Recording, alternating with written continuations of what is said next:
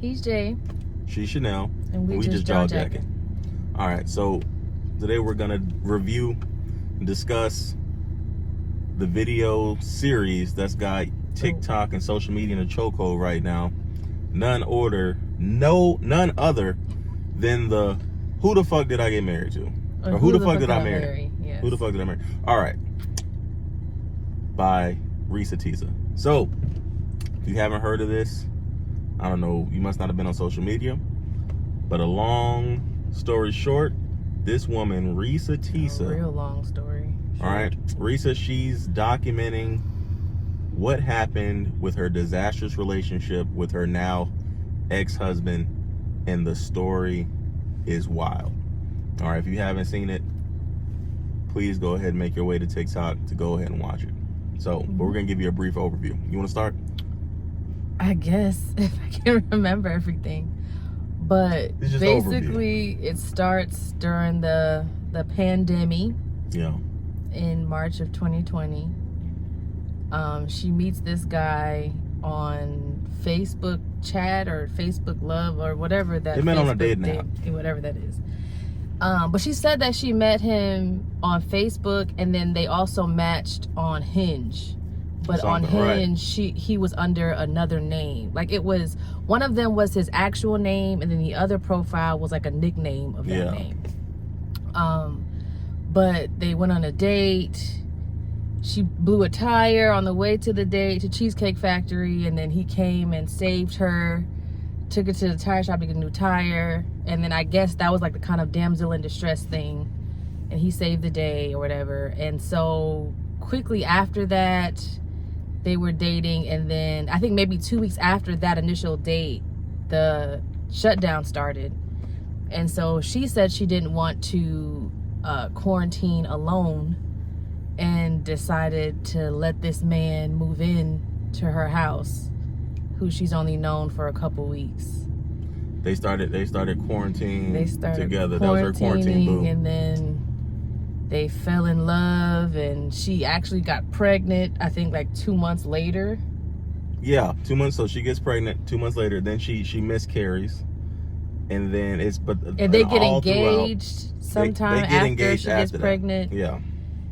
But anyways, so during this time, while she's pregnant, they're looking at houses, and he's telling her that he was a arena football player. He played football in college in Sacramento, and he has money, and he has an offshore bank account. And his name is Legion. That's what she calls him. That's his nickname. All right, that's what Legion. She calls him. Yes.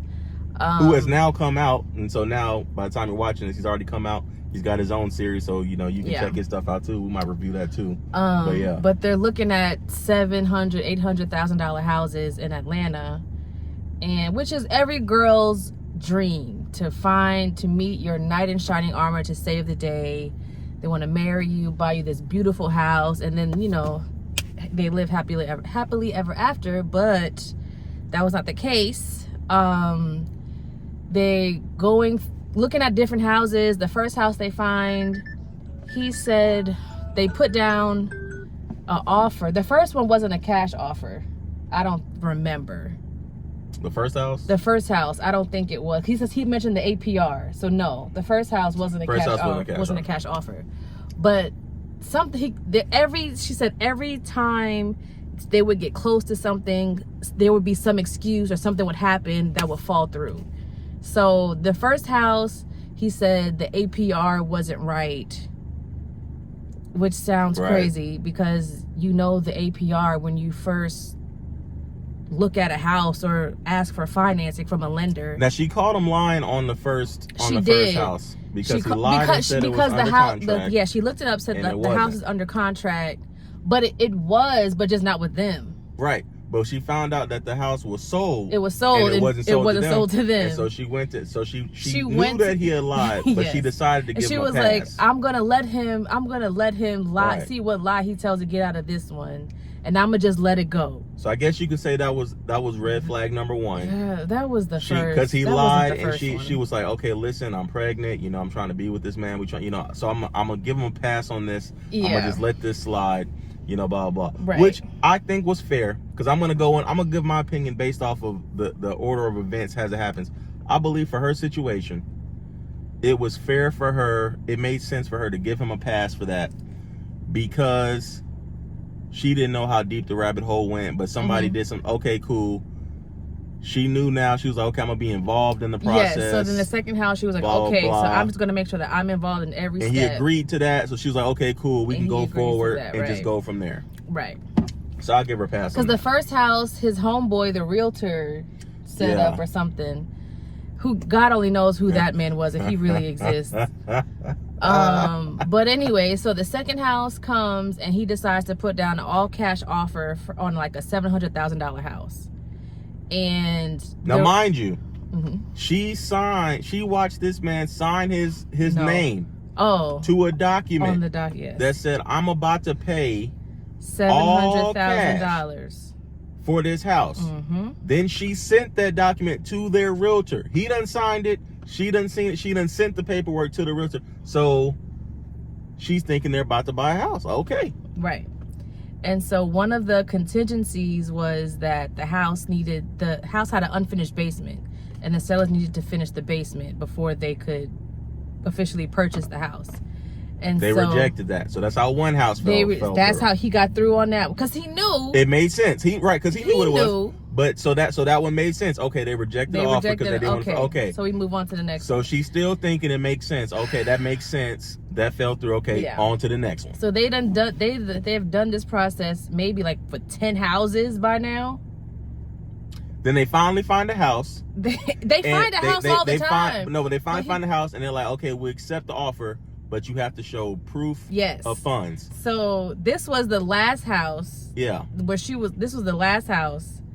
And she was like, the sellers wanted proof of funds before they take their offer, which makes complete sense. Like, I want to make sure you got the money before I agree to give you this house. So this is how he got out of this. He was like, well, I'll show you proof of funds once you accept the offer. But he knew that wasn't gonna work. That the way that it works is you have to show your proof of funds up front. With realtors, you have to show proof of funds once you sign a contract with a realtor. You have to show them proof of funds. So before you see any house, period. He knew how it worked, but she didn't understand the process. She didn't know, and that's how he was able to finesse. So for as long as he was, so he refused to show the funds. So they're going back and forth on the proof of funds, and then eventually the sellers were like, "Well, screw y'all. Yeah, they took another offer. We got another offer on the table. So we gonna go with the that." House. So now she's fed up. So she's fed up. She don't want to do no more house searching. Then comes the thing with the car. He told her that he was a regional manager. He was a regional manager at a major condiment company, Heinz or whatever. She never said the name. But that's what he claimed. Company. That's what he claimed. And then he got a promotion for VP of production. Right, to VP of production. So that's what she told him. And it comes with a $250,000 salary, all these perks and blah blah blah blah blah. Access to the company helicopter. Access to the company helicopter, a company car, blah blah blah, whoop-de-whoop. So she's like, oh, this is great. So he was like, so she needed to get a new car. So he said, okay, well, I'll just get the company car and let you use that. But that don't really work, because with company cars, don't you have to keep it under a certain mileage? It depends on your company. But I'm sure they're not going to let you just drive cross country on a company car. That doesn't make any sense. But anyways, so he takes her to BMW, Mercedes-Benz, all these different like high luxury dealerships to pick out a car. And that's not how company cars work. the company will tell you, hey, you got to pick of these 3 cars. Or they might just give you the key to say, hey, here's your car. They might not even let you pick anything. But he had her But you hopes definitely don't go to all a dealership. the way up, saying that he was going to buy her car. Yeah, she said that they test drove like 20 different cars. All Lexus, BMW, Benz, Kia, Ford, all kind of stuff. They settled on a $72,000 car. He said he was going to buy it for her. Told her to take the day off for it to be delivered. And everything. Hold on. So before they even get there, they're at the dealership in the office, and the Legion is like, okay, well, I need to call the company accountant or whoever it is to get the wire information from the dealership. Right? Can you hold it? Right. So the car? the car salesman goes to their person to get the wire transfer information to give to Legion. Legion's on the phone or texting or whatever to give them the information. He's like, oh, well, the person who does the wire transfers isn't there right now, so we'll have to do this tomorrow. Can we put it on hold? Some craziness that doesn't make any damn sense. But see, here's how he was able to get away with. He was saying things that sounded just enough. It was right outside. Like, okay, for you to not quit, because it was stuff like, why would somebody lie about this in this moment? Far. Like, who lies at this point? Yeah. You know, it's like people lie before, but in this moment, like, who would lie and put their name to a document saying they're gonna pay all this money for the house if they didn't have a house? Like, you wouldn't put your name on the thing. If you did, you would come up with a lie not to do it. Most people, right? And like, who would lie at a car dealership and sitting there saying, oh yeah, we're gonna wire this, I don't have the money, right? Who would go that far in the lie? Like, that's why so people are like, okay, tomorrow, okay, fine. It was just so whatever. They didn't leave with the car that day. So he's like, okay, well, we'll get the car delivered to you. Right. She took off a day of work. He told her to take a day off. The car was supposed to come between 1 and 3. Of course, the car never showed up. So she called him. And I don't remember what lie he told her. She called him, was like, what happened? And then he said it was stuck on the truck in Spartanburg. Because that's where it was shipping from. So she knew. By then she said, okay, I ain't getting no car. I get no car. I'll just get a car when I can save up for it myself, blah, blah. She didn't want to hear no more about no house. She didn't want to hear no more about no car. No. And so, what else? So then, then she realizes, okay, whatever. So she's like, okay, hey, let me see your bank account. Prove to me that you have, some kind of money. So he's like, all right. She was like, let's show each other our bank accounts or whatever. Because he says, hey, since we're going to be getting married, I want us to have a joint account.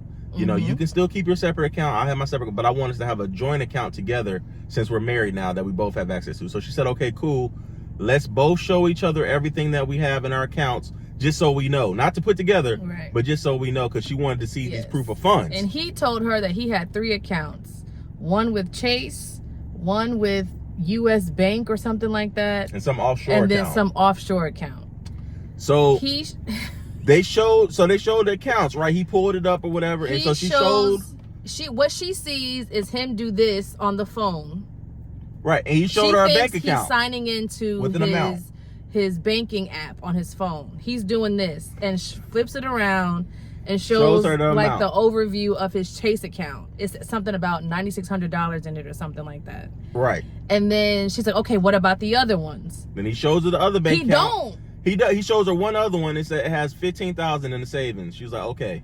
And he didn't show her the offshore account. Right, and then she said, let me see the offshore. He wouldn't show the offshore account. He wouldn't show her that. And so, but he showed her the 2 accounts. So she was like, okay, well, he got some money, okay, blah, blah, whatever. And he's paying the bills this whole time. So she's thinking he has money. Right. So she's like, okay, cool. And mind, this is another thing that helped play into it. While they're living together, he's not just like a bum. He's paying all the bills. Right. So he's paying all the bills for the house. So he's paying the rent. The house bills. He's paying She's the still rent, paying the her utilities. car insurance. Yeah, but he's paying all the house bills. But yeah, I mean, So he's paying the rent, he's paying the mortgage, he's paying the light bill. If you owe the IRS, the problem won't go away on its own. Putting your head under a rock and ignoring it will solve nothing. Fortunately, there is affordable and reliable help a few clicks away. Go to JacksonTaxAction.com right now and schedule a free consultation.